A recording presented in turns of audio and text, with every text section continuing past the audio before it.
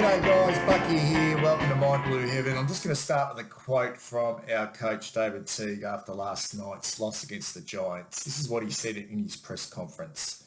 Our ability to consistently make the right decisions when the pressure comes, that's our challenge, that's our growth. We've got to get better. I'll just repeat that. Our ability to consistently make the right decisions when the pressure comes, that's our challenge, that's our growth. We've got to get better. That's a consistent message from David Teague after every loss this season. In fact, after most games, even in wins. Our ability to consistently make the right decisions.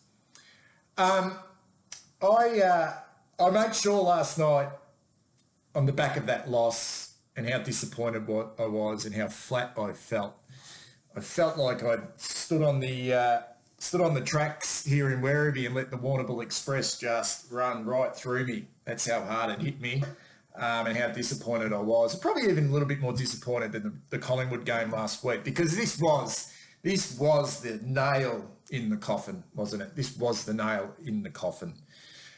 And I felt for David Teague, and I'm not here to be an apologist, and I'm not here to be soft on my football club. So please. Hear me out with this and what I mean by that, because I'm a little bit angry. As a supporter, I'm a little bit angry. I'm hugely disappointed, but at the same time, okay, I'm realistic. I'm really realistic, and that hit me last night. The realism hit me, and that's why I was really reluctant to get on the social media last night after the game. And I wanted to sleep on this before I did this review. And I wanted to listen to David Teague's press conference and that consistently make the right decisions when the pressure comes. Okay, that to me has been a consistent message. And not only a consistent message with David Teague, but a consistent message with our coaches, particularly under Brendan Bolton as well. And consistently make the right decisions was a message that was made in the early days of the rebuild. Okay, so we're now in year 5 of the rebuild with a relatively experienced team now. And that is the messaging. So I'm now, and I said this after the round 2 loss to Melbourne, and that's a long time ago now, that I think we're dealing with a personnel problem at this football club. And I'm talking about personnel problem with the players. And I don't think it's necessarily a character problem, but more a skill-based problem and a football intelligence and IQ problem. And I just don't think Teague has got the cattle. And this is the thing that hurts me. This is why I'm a little bit flat, because I'm now going in the last 3 games of the year thinking, I'm only really concerned about what we're going to do in the off-season, because I think I've seen enough to know that. I've seen enough to know that right now in regards to what we've got on this list.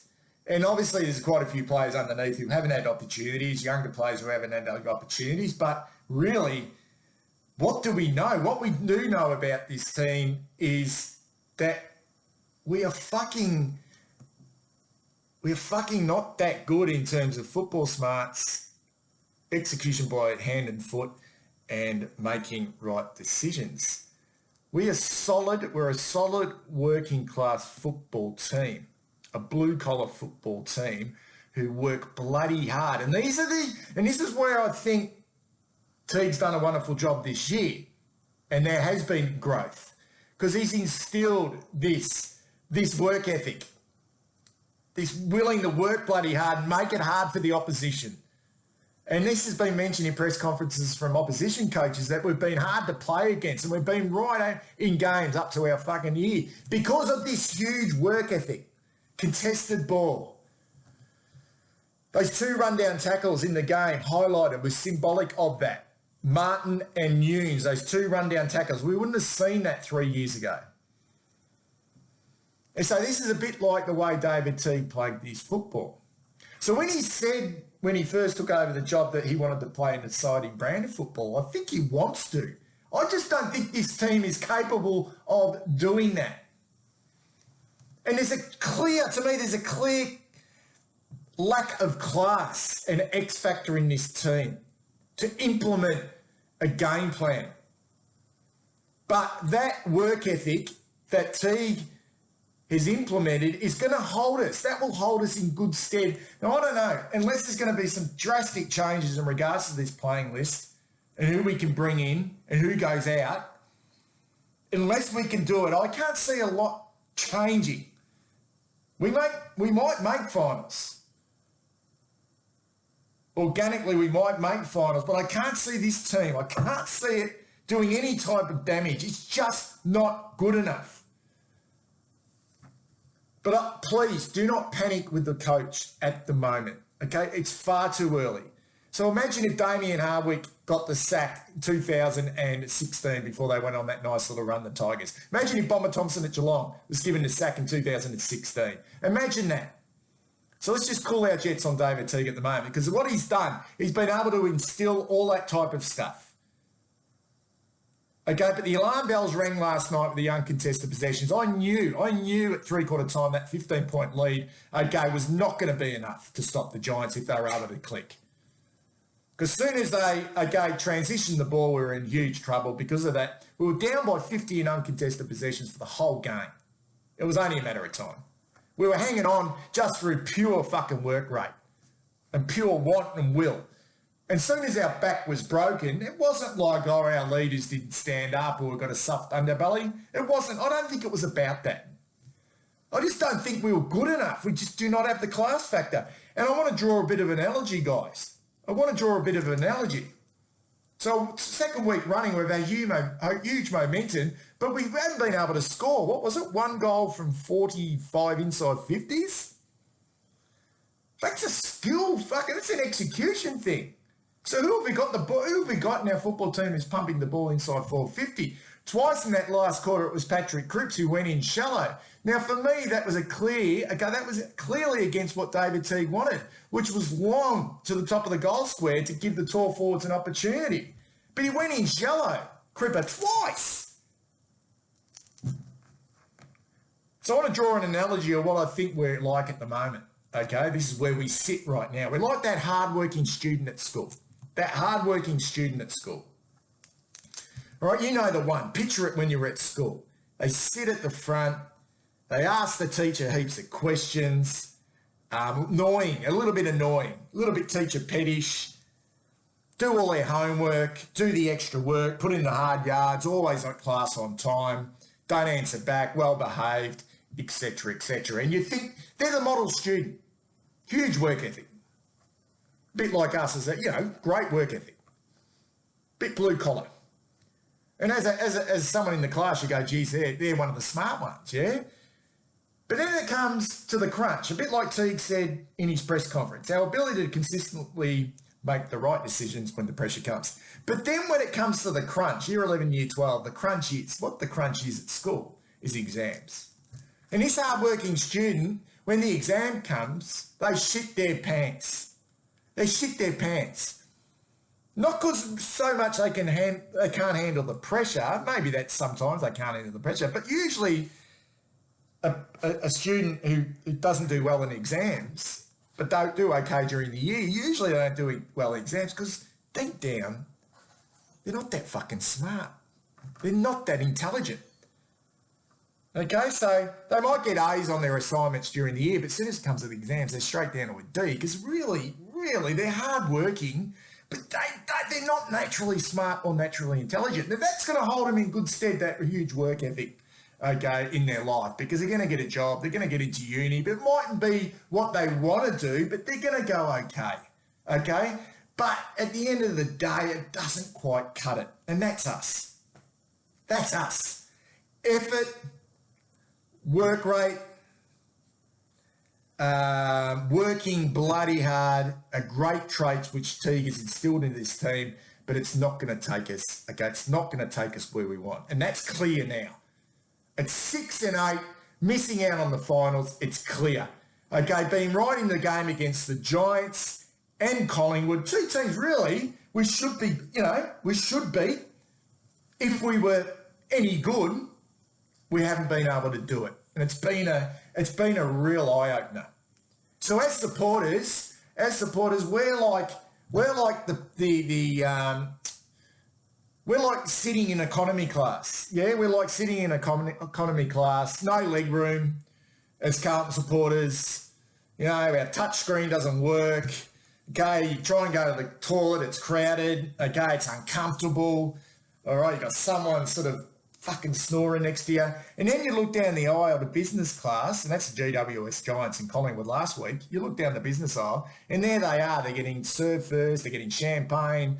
Okay, they've got the class. They've got the class. Okay, they're getting a pillow and a blanket. They can, okay, put their seat back.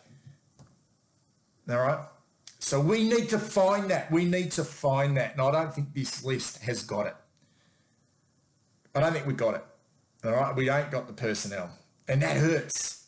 That hurts. And the fact that we've been afforded so many fucking draft picks along the way and to not have that class is it's bloody, it's scary. Really scary. And some of the drop away as well. Like, you know, so we thought SBS had class, but the drop away in SBS, he can't even get his hands on the ball to be classy. And then when he does get it in his hands, he's not even using it that well anyway.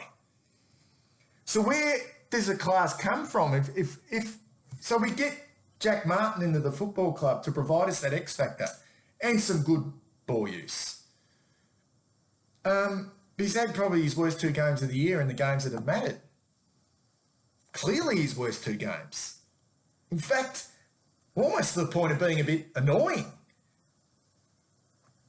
And I've loved his year. Don't get me wrong, but like in the 2 most important games against quality opposition, he's been fucking terrible, I reckon.